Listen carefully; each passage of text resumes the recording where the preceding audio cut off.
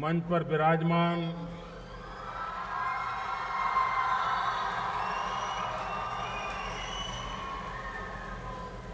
राज्यपाल श्रीमान ओम प्रकाश कोहली जी, इसी धरती के संतान, राज्य के मुख्यमंत्री श्रीमान विजय भाई रूपाणी जी, उप मुख्यमंत्री श्रीमान नितिन भाई, केंद्र में मंत्री परिषद के मेरे साथी और देश के दिव्यांगजनों के साथी श्रीमान थावरचंद जी गहलोत जी,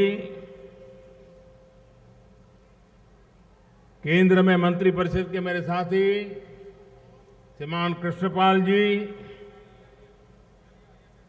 श्री मनसुख भाई मांडविया, श्री आत्माराम परमार, संसद के मेरे साथी श्रीमान मोहन भाई कुंडारिया और यहाँ के मेयर श्रीमान जयमान उपाध्याय जी और मेरे प्यारे परिवारजन, ऐसे सभी दिव्यांगजन भाई और बहनों,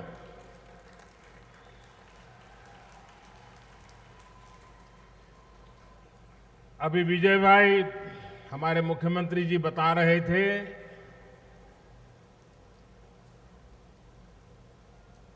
कि प्रधानमंत्री के तौर पर किसी शासकीय कार्यक्रम के निमित्त 40 साल के बाद किसी प्रधानमंत्री का राजकोट आना हुआ है। मुझे बताया गया कि आखिर में प्रधानमंत्री के तौर पर राजकोट में श्रीमान मोरारजी भाई देसाई आए थे। मेरा ये सद्भाग्य है कि मुझे आज राजकोट के जनता जनार्दन के दर्शन करने का अवसर मिला है। मेरे जीवन में राजकोट का विशेष महत्व है। अगर राजकोट ने मुझे गांधीनगर चुन करके न भेजा होता तो आज देश ने मुझे दिल्ली में न पहुंचाया होता।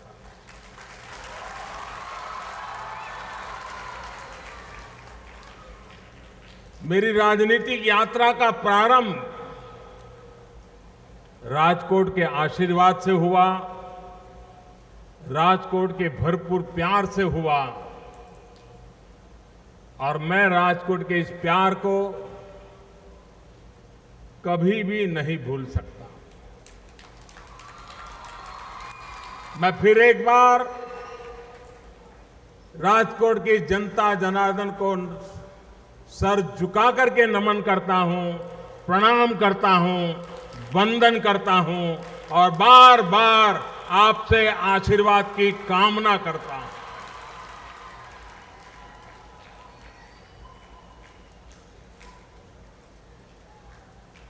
जिस समय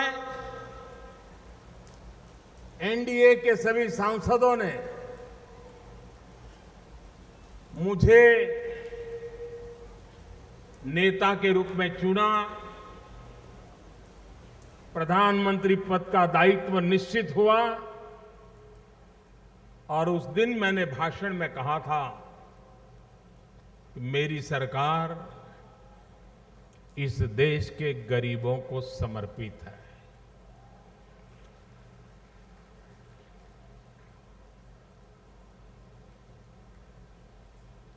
ये मेरे दिव्यांगजन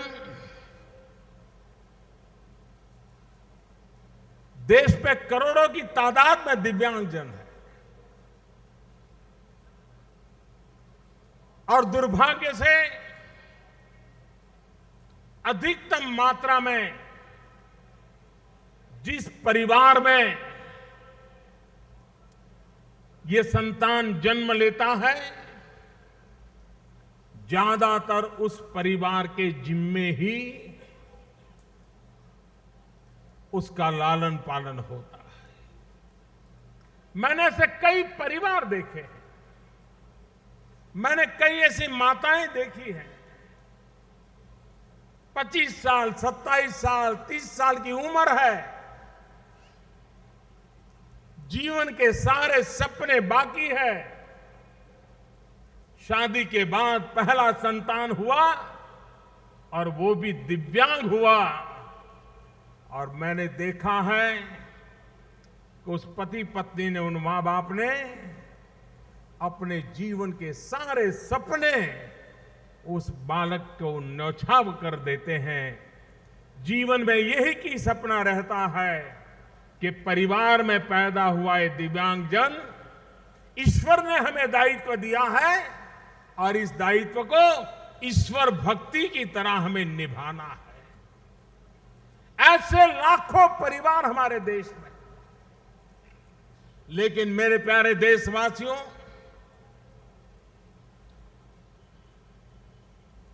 ईश्वर ने शायद एक परिवार पसंद किया होगा, उसके घर में किसी दिव्यांग जन का आगमन हुआ होगा। परमात्मा को शायद भरोसा होगा कि यही परिवार है, उसकी संवेदनशीलता है, उसके संस्कार हैं, वही शायद इस दिव्यांग बच्चे को पालन करेगा। इसलिए शायद परमात्मा ने उस परिवार को पसंद किया होगा। लेकिन भले वो किसी एक परिवार में पैदा हो, लेकिन दिव्यांग ये समग्र समाज की जिम्मेवारी होती है, पूरे देश का दायित्व होता है, और इस दायित्व को हमें निभाना चाहिए। हमारे भीतर वो संवेदनशीलता होनी चाहिए। जब मैं गुजरात में था तब भी इन कामों पर मैं बल दे रहा था। राजकोट के अंदर ही हमारे डॉक्टर पीवी दोषी भी इस प्रकार की एक स्कूल के साथ जुड़े थे। उसके कारण मुझे लगातार उन बच्चों से मिलने का मौका मिलता था, उनके साथ जाने का मौका मिलता था। और मैं डॉक्टर दोषी साहब जिस प्रकार से भक्ति भाव से उस स्कूल में उन दिव्यांग बालकों के प्रति प्यार भरा नाता जोड़ करके रहते थे, उनकी एक बेटी भी इस काम के लिए समर्पित थी। ये चीजें मैंने जो देखी थी, तब तो मैं राजनीति में भी नहीं था, बहुत छोटी आयु थी। डॉक्टर दोषी जी के घर कभी आया करता था और कभी उनके साथ जाता था, तो मन पे एक संस्कार हुआ करते थे, एक संवेदना चेतना जगती रहती थी। और जब सरकार में आया, जिम्मेवारी मिली, आपको याद होगा हमने एक बड़ा महत्वपूर्ण निर्णय किया था। सामान्य रूप से स्वस्थ सामान्य बालक को एग्जाम पास करने के लिए 35 मार्क की जरूरत पड़ती है 100 में से। हमने निर्णय किया था कि दिव्यांग बालक को मिनिमम 25 मार्क हो तो भी उसको पास माना जाए, क्योंकि एक स्वस्थ बालक को अपनी जगह से उठ करके किताब लेने में जितना, अलमारी में से किताब लेने में जितना समय जाता है, दिव्यांग बालक को उससे 3 गुना समय जाता है, 3 गुना शक्ति लग जाती है। ऐसे बालक को विशेष व्यवस्था मिलनी चाहिए। और गुजरात में जब हमारी सरकार थी, मैं जब यहां काम करता था, उस समय मुझे ऐसे कई निर्णय करने का अवसर मिला था। जब हम दिल्ली गए, बारीकी से एक चीज देखने लगे कि भाई आखिर इन विषयों में क्या हाल है। सिर्फ हमने दिव्यांग जनों के लिए दिव्यांग शब्द खोज करके ही अपना काम पूरा नहीं किया। आप यहां देख रहे हैं एक बहन जो सुन नहीं सकते, बोल नहीं सकते, उनको निशानी से मेरा भाषण सुना रही है, उनको समझा रही है कि मैं क्या बोल रहा हूं। आपको जानकर के हैरानी होगी, आजादी के 70 साल के बाद भी ये जो निशानी की जाती है, साइनिंग की जाती है अलग अलग भाषा समझाने के लिए, हिंदुस्तान के हर राज्य में वो अलग अलग थी। भाषाएं अलग थी, वो तो मैं समझता था, लेकिन दिव्यांगजनों के लिए एक्शन की थी, उसमें भी बदलाव था। इसके कारण अगर तमिलनाडु का दिव्यांगजन है और गुजरात की कोई टीचर है, वो दोनों के बीच में संवाद संभव नहीं था। ये भी जानती थी कि दिव्यांग के साथ कैसे बात करना, वो भी जानता था कौन सी निशानियां, लेकिन तमिल भाषा में जो पढ़ाई गई वो निशानियां अलग थी, गुजराती में पढ़ाई गई निशानियां अलग थी। और इसलिए पूरे देश में मेरा दिव्यांगजन कहीं जाता था और कुछ कहता था तो समझने के लिए इंटरप्रेटर नहीं मिलता। हमने सरकार में आने के बाद, काम बड़ा है या छोटा वो बात का विषय है, लेकिन सरकार संवेदनशील होती है तो कैसे सोचती है। हमने कानून बनाया और देश के सभी बालकों को एक ही प्रकार की निशानी सिखाई जाए, एक ही प्रकार के टीचर तैयार किए जाए, ताकि हिंदुस्तान के किसी भी कोने में, इतना ही नहीं, हमने उस साइनिंग सिस्टम को स्वीकार किया है कि अब हिंदुस्तान का बालक दुनिया के किसी देश में जाएगा तो भी निशानी से अगर उसको सीखना है तो वो लैंग्वेज उसको अवेलेबल हो गई है। काम भले छोटा लगता हो, लेकिन एक संवेदनशील सरकार किस प्रकार से काम करती है, इसका एक जीता जागता उदाहरण है। 92 से, याद रखिए, 1992 से सामाजिक अधिकारिता विभाग के द्वारा दिव्यांगजनों को साधन देने के विषय में विचार हुआ, बजट देना शुरू हुआ। आजादी के इतने साल के बाद हुआ। आपको जानकर के हैरानी होगी, 92 से लेकर के 2013 तक, जब तक हमारी सरकार नहीं बनी थी, तब तक इतने सालों में देश में सिर्फ 55 ऐसे कार्यक्रम हुए थे जिसमें दिव्यांगजनों को बुला करके कोई साधन दिए गए थे। 55। भाइयों बहनों, 2014 में आए, आज 2017 है।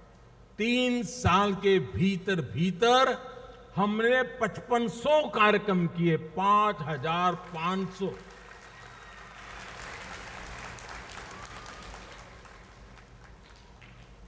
पच्चीस 30 साल में 55 कार्यक्रम, 3 साल में 5500 कार्यक्रम। ये इस बात का द्योतक है कि ये सरकार की संवेदना कितनी है। सबका साथ, सबका विकास, इस मंत्र को चरितार्थ करने का हमारा मार्ग क्या है।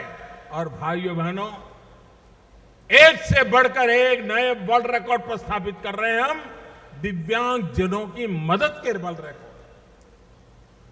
आज भी राजकोट ने 18,500 दिव्यांगजनों को एक साथ एक ही छत्र के नीचे साधन सहाय का एक विश्व रिकॉर्ड आज प्रस्थापित कर दिया है।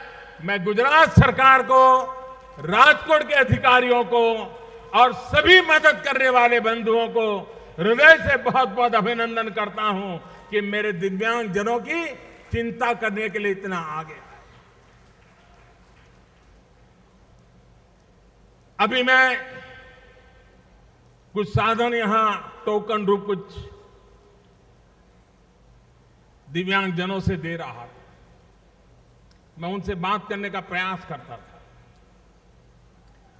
उनके चेहरे पर जो आत्मविश्वास दिखता था, जो खुशी नजर आती थी,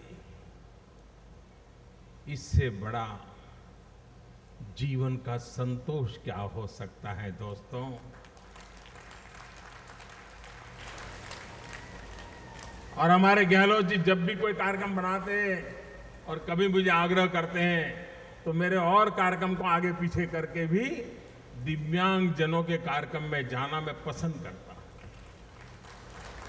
मैं इसे प्राथमिकता देता हूं क्योंकि एक समाज के अंदर यह चेतना जगना बहुत आवश्यक है। हमारे यहां रेल के डिब्बे में जाना है, सामान्य मानवी के लिए तो कुछ मुश्किल लगता नहीं है। बस में चढ़ना है, सामान्य मानवी को लगता नहीं। हमने आकर के एक सुलभ योजना का बड़ा अभियान चलाया। देश भर में सरकारी हजारों की ऐसी जगह पर ढूंढ के निकाली है जहां सामान्य ऐसे नागरिकों को जाना है तो वहां दिव्यांगजनों को भी जाना है। तो उनके लिए रेलवे प्लेटफॉर्म अलग प्रकार से हो, ट्रेन के अंदर चढ़ने का उनके लिए अलग व्यवस्था विकसित की जाए। सरकारी दफ्तर हो तो ट्राइसिकल लेके आता है तो सीधी सीधी साइकिल अंदर तक चली जाए। टॉयलेट हो, आप कल्पना कर सकते हैं अगर दिव्यांग जन को उसके अनुकूल टॉयलेट नहीं मिलेगा तो उसका हाल क्या होता होगा, कितनी तकलीफ होती होगी। और जब तक हम इन चीजों को देखते नहीं, समझते नहीं, सोचते नहीं है तो हमें अंदाज नहीं आता है कि चलो यार चल जाएगा, वो तो एडजस्ट कर लेगा। जी नहीं भाई, हम लोगों को जागरूक होकर के अरे अपना मकान बनाएंगे, सोसाइटी बनाएंगे, फ्लैट बनाएंगे तो भी ये सोच के बनाएंगे कि कोई भी दिव्यांगजन मेहमान बन करके आएगा तो भी उसको लिफ्ट में जाना है तो सरलता से जा पाएगा, टॉयलेट जाना है तो उसके लिए अलग से व्यवस्था होगी। समाज का एक कैरेक्टर डेवलप होना चाहिए और हम लोगों ने निरंतर ये प्रयास किया है और उसका परिणाम आज हजारों ऐसे स्थान पर ये सुलभ व्यवस्थाएं निर्माण होने लगी हैं, उसका काम होने लगा है, मॉडल पक्के हो गए। अब जितनी नई इमारतें बनती हैं उन इमारतों में दिव्यांग जनों के लिए व्यवस्था ये भारत सरकार में कंपलसरी कर दिया गया है। मैं गुजरात सरकार का भी आभारी हूं कि उन्होंने इस चीज को एडॉप्ट किया है, उसको आगे बढ़ाने की दिशा में उन्होंने स्वीकृति दी है। मेरा कहने का तात्पर्य यह है कि बड़े कार्यक्रम से एक तो सरकार की जिम्मेवारी फिक्स होती है कि जाओ भाई इलाके में ढूंढो कौन दिव्यांगजन है जो मदद के पात्र हैं और सरकार के दरवाजे तक पहुंच नहीं पाते हैं। सरकार उनके दरवाजे पर जाए, उनको खोजे और इस कैंप लगा करके उनको मदद की जाए। ये हमने नई दिशा पकड़ी और उसी के कारण आज 18,000 से ज्यादा दिव्यांगजन आज यहां मौजूद है और उसके कारण समाज में भी जो संस्थाएं काम करती है उन संस्थाओं को भी इसके कारण प्रोत्साहन मिलता है, उनको ताकत मिलती है। भारत सरकार की इनोवेशन इंस्टीट्यूट्स हैं जो काफी काम कर रही है। अभी मैं उन बालकों का मैंने एक दिन डेमो देखा पार्लियामेंट में, मैंने मेरी ऑफिस में बुलाया था सबको, हाथ नहीं था, उनको आर्टिफिशियल हाथ दिया गया, लेकिन मैं देख रहा था कि मेरे से भी सुंदर अक्षरों में वो लिख पाता था। प्लास्टिक का हाथ था उसका, लेकिन उसमें टेक्नोलॉजी की व्यवस्था थी, मेरे से भी सुंदर अक्षरों से लिख रहा था। वो खुद पानी भर सकता था, पानी पी सकता था, चाय का कप पी करके चाय पी सकता था। अभी एक सज्जन मेरे पास आए, उन्होंने बताया कि साहब मैं अब दौड़ सकता हूं, मेरे पैर को एक नई ताकत दी है आपने, मैं दौड़ सकता हूं। मुझे बता रहे थे, बोले आप कहे तो मैं यहां दौड़ूं। मैंने कहा नहीं, यहां दौड़ने की जरूरत नहीं है। कहने का तात्पर्य कितना बड़ा विश्वास नया पैदा हो रहा है और इसके लिए इनोवेशन का भी काम हो रहा है। सरकार की अपनी इंस्टीट्यूशंस काम कर रही है, कई नौजवान हैं वो आगे आ रहे हैं और मैं देश के स्टार्टअप की दुनिया में काम करने वाले नौजवानों से आग्रह करता हूं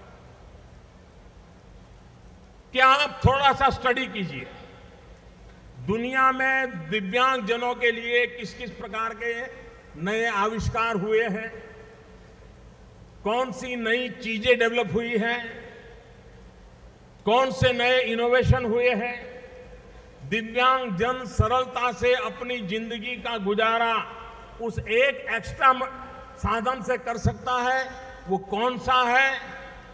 अगर आप स्टडी करेंगे मेरे नौजवान, तो आपका भी मन करेगा कि आप भी इसमें इनोवेशन करें। आप इंजीनियर हैं तो आप भी सोचेंगे, आपके पास कौशल्य है आप भी सोचेंगे, और आप स्टार्टअप के द्वारा, इनोवेशन के द्वारा उन नई चीजों को प्रोडक्ट कर सकते हैं जिसका हिंदुस्तान में आज बहुत बड़ा मार्केट है। करोड़ों की तादाद में हमारे दिव्यांगजन हैं, उनके लिए अलग अलग प्रकार के साधनों के संशोधनों की जरूरत है। रोजगार के लिए कोई ऐसा नया अवसर है। मैं स्टार्टअप की दुनिया के नौजवानों को निमंत्रण देता हूं कि आप दिव्यांगजनों के लिए इस प्रकार की चीजें बनाने के लिए प्रयोग लेकर के आइए। सरकार जितनी मदद कर सकती है उतनी मदद करने का भरपूर प्रयास करेगी, ताकि दिव्यांगजनों की जिंदगी में बदल लाने में ये नए आविष्कार काम आ सके। भाइयों बहनों, हमने वो इंश्योरेंस स्कीम को लाए हैं। 1 महीने में 1 रुपया, आज 1 रुपये में 1 कप चाय भी नहीं मिलती है। 1 महीने में सिर्फ 1 रुपया देकर के गरीब से गरीब मेरे दिव्यांग भाई भी इंश्योरेंस निकाल सकता है। और परिवार में कोई आपत्ति आ गई, पर व्यक्ति के जीवन में कोई आपत्ति आ गई, तो 1 महीने का 1 रुपया 12 महीने के 12 रुपये में वो इंश्योरेंस होता है। 2 लाख रुपया उस परिवार को तुरंत मिलते हैं। उसके संकट के दिन कुछ पल के लिए निकल जाते हैं। उसी प्रकार से 1 दिन का 1 रुपया ऐसी भी इंश्योरेंस स्कीम निकाली है। 30 दिन के 30 रुपये, साल भर के 360 रुपये, और उसके तहत भी उसको बहुत बड़ी मात्रा में राशि कोई संकट आया तो मिल सकती है। अब तक 13 करोड़ परिवार, भारत में कुल परिवार 25 करोड़ है, कुल परिवार 25 करोड़ है, 13 करोड़ परिवार इस योजना के साथ जुड़ चुके हैं।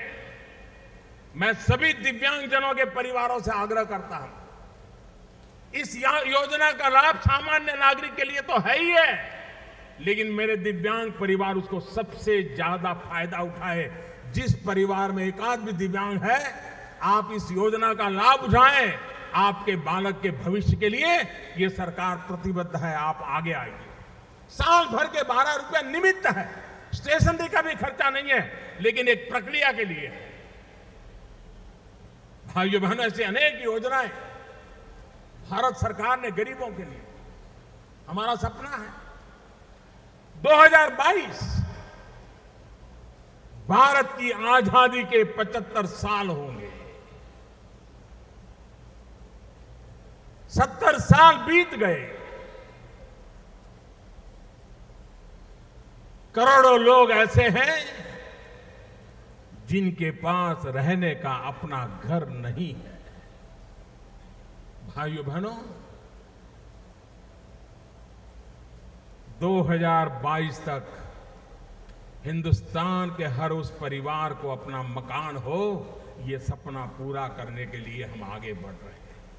हर परिवार को अपना छत हो, रहने के लिए घर हो, और घर भी जिसके अंदर शौचालय हो, बिजली हो, पानी का नलका हो, नजदीक में बच्चों के लिए स्कूल हो, बुजुर्गों के लिए नजदीक में दवाई की व्यवस्था हो।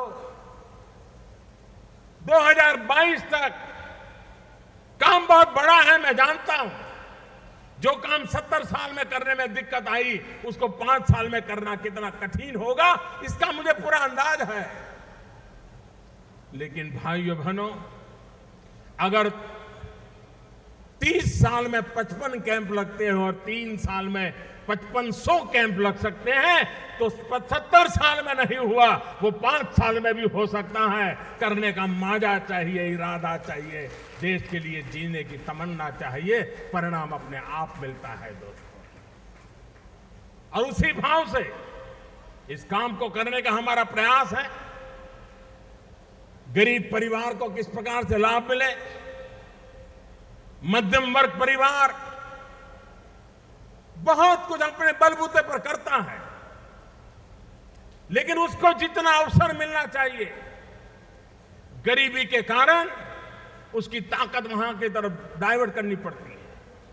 अगर मेरे देश का गरीब बाहर आया तो मेरा देश का मध्यम वर्ग हिंदुस्तान को कहां से कहां पहुंचाने की ताकत लेके खड़ा हो जाएगा, जिसका शायद ही किसी को अंदाज होगा। भाई, दुनिया चकित है जिस प्रकार से विश्व में आज भारत एक ताकत बनकर के उभरा है, विकास की नई ऊंचाइयों को पार करने लगा है।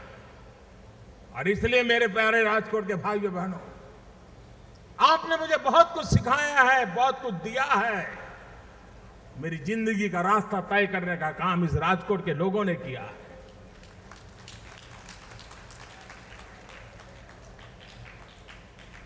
ये भाव जीवन भर मन में रखते हुए आज इस धरती को नमन करने के लिए आने का मौका मिला, आप सबके आशीर्वाद लेने का मौका मिला, मेरे दिव्यांग जनों के आशीर्वाद लेने का मौका मिला। इससे मेरा कोई सौभाग्य नहीं हो सकता है।